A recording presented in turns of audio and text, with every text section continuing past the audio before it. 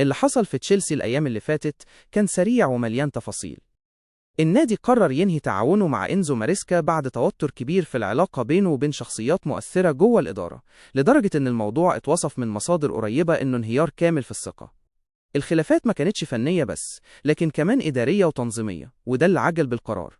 بعد رحيل ماريسكا بقى اسم ليام روزينيور هو الأبرز لخلافته.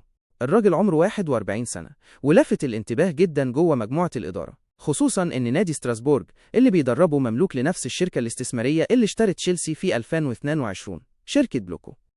التقارب ده خلى اسمه يتقدم عن باقي المرشحين، رغم إن المصادر بتأكد إن الاختيار النهائي لسه ما اتحسمش. في نفس الوقت، في أسماء اتشالت من الحسابات تماماً. روبرتو دي زيربي مش مطروح، رغم إنه كانت عملت معاه مقابلة قبل تعيين ماريسكا في 2024 لما كان في مارسيليا. كمان تم استبعاد سيسك فابريجاس وأوليفر جلاسنر مدرب كريستال بالاس، فالمنافسة دلوقتي محصورة في دايرة ضيقة.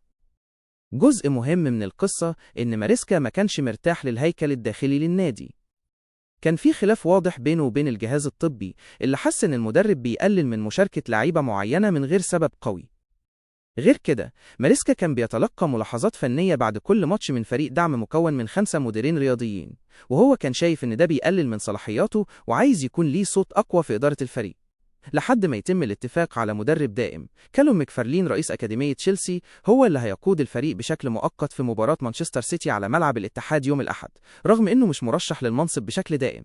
وفي الخلفية، اسم فرانشيسكو فاريولي مدرب بورتو اتحط على الطاولة كخيار محتمل، بس لسه من غير تأكيد.